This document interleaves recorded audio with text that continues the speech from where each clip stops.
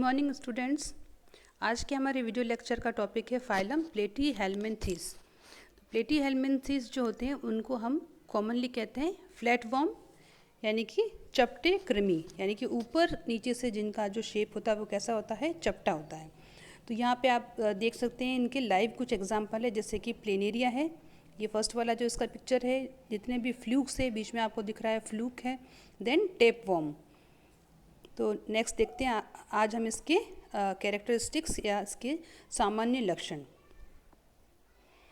अगर डेफिनेशन की बात करें, इसको परिभाषित करने के लिए, तो सबसे पहले हम देखेंगे कि जो टर्म है, शब्द प्लेटीहेल्मिन्थ, उसका क्या मतलब है। तो प्लेटीहेल्मिन्थ शब्द बना है दो शब्दों से मिलके, प्लेटी और हेल्मिन्थ। तो प्लेटी का मतलब होता है फ्लैट, चपटा, और हेल्मिन्थ का मतलब होता है वर्म। सबसे पहले इस फाइलम को प्रपोज किया था या स्टडी किया था जीजनबर्ग नाम के साइंटिस्ट ने, जिन्होंने इनको फ्लैटवर्म कहा था। दूसरी अगर परिभाषा हम नॉर्मल वे में इसके देखें तो ये कैसे जंतु हैं जो कि एसिलोमेट है, ट्रिप्लोब्लास्टिक है, बायलेटरल सिमेट्रिकल है, वर्मी फॉर्म है, डोर्सो वेंट्रली फ्लैटन है। और इन्हीं शब्दों को अगर हिंदी में देखें तो ये कैसे हैं, एनिमल है अगुही, त्रिस्तरीय, द्विपार्श्व सम्मिति, क्रमी रूप, पृष्ठधारी चपटे। तो इस तरह से हमने देखा कि ये इसकी जो बेसिक कैरेक्टर है। दूसरी इम्पोर्टेंट बात कि इसके अंदर कोई पर्टिकुलरली जो एनस होती है हायर ऑर्गेनिज्म में वो नहीं पाई जाती है। विदाउट स्केलेटन, इसके अंदर किसी भी तरह का कंकाल नहीं पाया जाता है। रेस्पिरेटरी और सर्कुलेटरी सिस्टम जो होते हैं वो भी इसके अंदर क्या होते हैं, एब्सेंट होते हैं, यानी कि श्वसन एवं परिसंचारी तंत्र का इसके अंदर क्या होता है, अभाव होता है। दूसरी इंपॉर्टेंट बात अगर हम देखेंगे, एक बहुत ही स्पेशल जो कैरेक्टर इसके अंदर पाया जाता है वो होता है फ्लेम सेल या प्रोटोनेफ्रिडिया, जो कि एक इसका खास कैरेक्टर है जो किसमें पाया जाता है, प्लेटीहेल्मिन्थ में। हिंदी में इनको बोलते हैं हम लोग ज्वाला कोशिकाएं या आदि वृक्कक। नेक्स्ट बात आती है कि इसके अंदर जो बॉडी के बीच का पार्ट है, मिज़ेनकाइम की जगह यहाँ पे क्या मिलता है, मीजोडर्म। तो मीजोडर्म क्या करता है, डिफरेंट स्पेसेस होते हैं जो ऑर्गन के बीच बीच में, विभिन्न अंगों के बीच का जो खाली स्थान है वो किससे भरा हुआ है, मीजोडर्म से, मीजोडर्म की कैविटी से। अब आते हैं इसके सामान्य लक्षण या जिसको हम कहते हैं जनरल कैरेक्टर्स। सबसे पहला जो इसका जनरल कैरेक्टर है वो है फ्री लिविंग कमंसल और पैरासिटिक फॉर्म, यानी कि ऐसे जंतु जो स्वतंत्र जीवी भी हो सकते हैं, कमंसल यानी कि सहभोजी प्रकार के भी हो सकते हैं इसके अंदर, या परजीवी यानी कि पैरासिटिक फॉर्म्स भी इसमें पाए जाते हैं।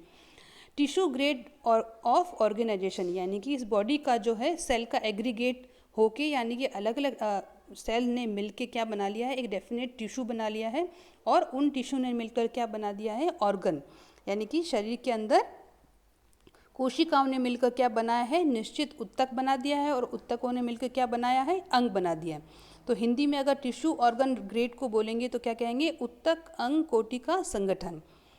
थर्ड पॉइंट है इसका ट्रिप्लोब्लास्टिक। ट्रिप्लोब्लास्टिक का मतलब बॉडी के अंदर 3 एम्ब्रियोनिक जर्म लेयर्स का निर्माण हो चुका है, जो कौन सी होती है हमारी, एक्टोडर्म, मीजोडर्म और एंडोडर्म। हिंदी में इसको कहेंगे त्रिस्तरीय जन स्तर, जिसको हम कहते हैं एक्टोडर्म, मीजोडर्म और एंडोडर्म। नेक्स्ट फोर्थ पॉइंट है इसका बायलेटरी सिमेट्रिकल, यानी कि बॉडी को हम 2 पार्ट में बराबर में विभाजित कर सकते हैं, डिवाइड कर सकते हैं, और शरीर के अंदर एक स्पेशल पोलैरिटी पाई जाती है, यानी कि आगे के साइड में उसका सिर होगा, हेड होगा, और पीछे के साइड में क्या होगी, इसकी टेल होगी। नेक्स्ट पॉइंट है इसका डोर्सो वेंट्रली फ्लैटन, यानी कि इसको कह सकते हैं कि पृष्ठधारी रूप से चपटा शरीर।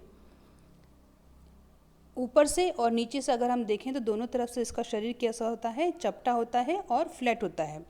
Body unsegmented accept in the class Cestoda, यानी कि इसका जो शरीर जो होता है, सिस्टोडा वर्ग जो है इसका, उसको छोड़कर सभी का शरीर कैसा होता है, खंड विहीन, यानी कि उसके अंदर खंड नहीं पाए जाते हैं।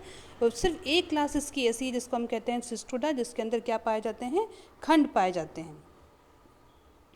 एसिलोमेट, एसिलोमेट का मतलब क्या है, अगुहिकी, यानी कि सीलोम इसके अंदर क्या होती है, एब्सेंट होती है, गुहिका का इसके अंदर क्या होता है, अभाव होता है। और space between various organs field with special mesodermal tissue. तो इस इनके बॉडी के शरीर के अंदर अगर सीलोम एब्सेंट है तो उसकी जगह पे अंगों के बीच में कौन सा पदार्थ पाया जाता है, तो वो पाया जाता है एक स्पेशल टाइप का मेसोडर्म से बना हुआ टिश्यू, जिसको हम कहते हैं मेसेनकाइम या पैरेन्काइम। हिंदी में अगर इसको हम बोलें तो विभिन्न अंगों के बीच में खाली स्थान होता है वो मेसेनकाइम से, और पैरेन्काइम यही इसका शब्द है हिंदी का, उससे क्या होता है, भरा रहता है। नेक्स्ट जो है इसका है adhesive structure like hooks, spine and suckers, यानी कि एडेसिव का मतलब होता है जो चिपकने के काम आते हैं। तो इस तरह से इनकी शरीर में क्या पाए जाते हैं, एडेसिव स्ट्रक्चर, चिपकने के लिए हुक्स पाए जाते हैं, स्पाइन पाए जाते हैं और सकर्ट पाए जाते हैं। और ये इंपॉर्टेंट उन जंतुओं के लिए जो स्पेशली क्या है, पैरासिटिक फॉर्म्स हैं। हिंदी में इन शब्दों का अगर हम देखें हुक स्पाइन को, तो हम क्या कहेंगे, हुक कंटक एवं चूषक और आसंजक स्त्राव होते हैं, तो ये इसके अंदर पाए जाते हैं। और ये स्पेशल कैरेक्टर किसका है, जो कि परजीवी फॉर्म्स हैं। नवा पॉइंट है इसका एपिडर्मिस सेल्यूलर और सिंचिशियल, यानी कि उसकी जो बाहर की जो एपिडर्मिस है उसकी कोशिका कैसी होती है, बहुकेंद्रकीय। बहुकेंद्रकीय मतलब एक कोशिका के अंदर एक से ज़्यादा केंद्रक पाई जाती है, और कभी कभी पक्षाभी भी होती है, यानी कि कभी कभी उसके अंदर क्या पाया जाता है, एपिडर्मिस के अंदर सीलिया पाया जाता है, और किसी में क्या होता है, एपिडर्मिस एब्सेंट भी हो सकती है। नेक्स्ट पॉइंट है हमारा muscular system. Muscular system of mesodermal origin, तो इसका जो मसल्स है, मांसपेशियाँ, उसका उत्पत्ति कहाँ से होती है, मेसोडर्म से होती है। और कौन कौन सी मांसपेशियाँ इसमें पाई जाती है, लॉन्गिट्यूडनल, सर्कुलर, ऑब्लिक, तो 3 तरह की मांसपेशियाँ इसमें पाई जाती है, लॉन्गिट्यूडनल, सर्कुलर और ऑब्लिक, जिसको हम हिंदी में क्या कहते हैं, अनुदैर्घ्य, वृत्ताकार और तिर्यक पेशी।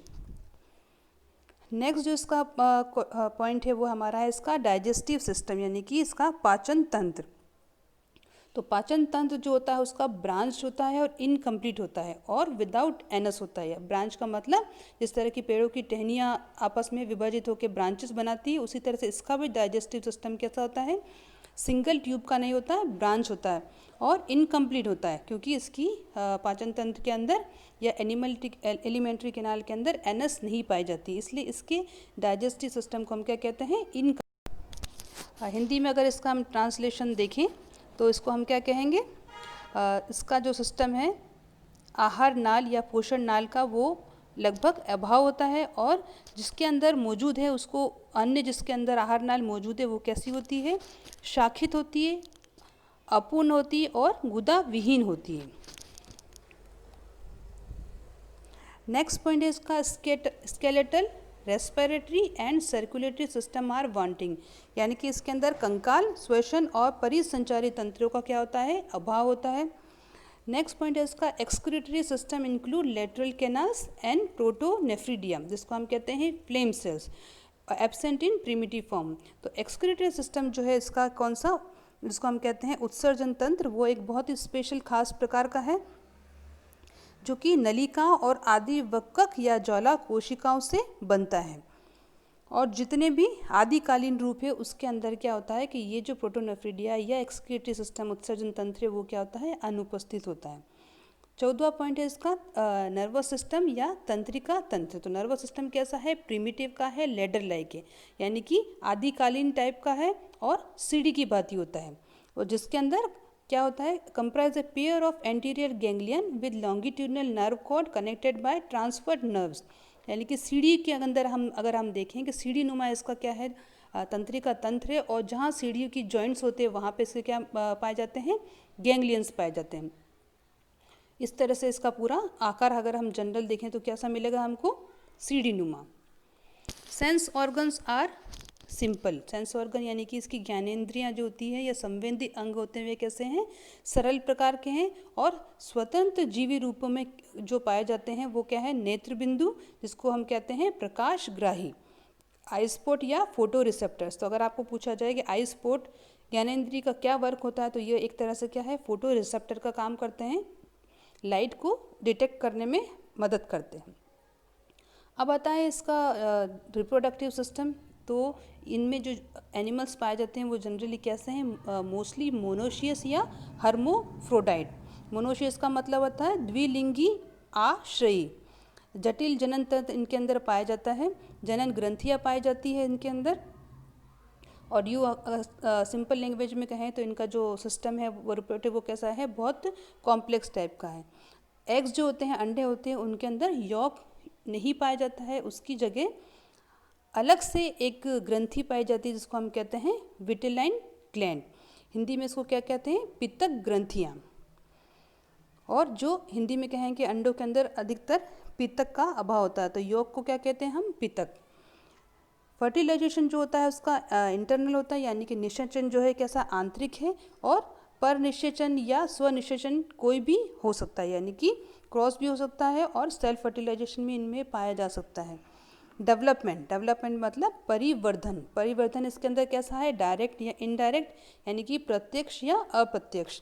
तो इसलिए देखा गया है कि जिसके अंदर इनडायरेक्ट डेवलपमेंट है वो कहाँ पाया जाता है, एंडोपेरासाइट्स में। इनडायरेक्ट का मतलब क्या होता है कि अगर किसी की जनन चक्र में या लाइफ साइकिल के अंदर लार्वल फॉर्म्स पाई जाती है तो उसको हम क्या कहते हैं, इनडायरेक्ट डेवलपमेंट, यानी कि अप्रत्यक्ष डेवलपमेंट। तो वो किसके अंदर पाया जाता है, इसमें जो भी पैरासिटिक फॉर्म से, परजीवी फॉर्म से, जिनका जीवन चक्र बहुत कॉम्प्लेक्स है, कॉम्प्लिकेटेड है, जटिल है, उसके अंदर अलग अलग प्रकार के लार्वल फॉर्म्स पाए जाते हैं और अलग प्रकार के क्या पाए जाते हैं, उसके होस्ट पाए जाते हैं। तो नॉर्मल देखा जाए हिंदी में अगर हम इसको कहें कि परजीवियों में प्रायः कई परपोषितों को सम्मिलित करते हुए जटिल जीवन व्रत के साथ अप्रत्यक्ष है क्या चीज़, इसका परिवर्तन। इस वीडियो लेक्चर में मैंने आपको हर एक इंग्लिश वर्ड का हिंदी बताया है, तो आप इसको ध्यान से सुने। और कमिंग लेक्चर्स में इसको बार बार मैं आपको हिंदी में नहीं बताऊंगी, इसलिए आप इन वर्ड्स को इंग्लिश में ही सीखें। So that's all for today's lecture. Thank you so much.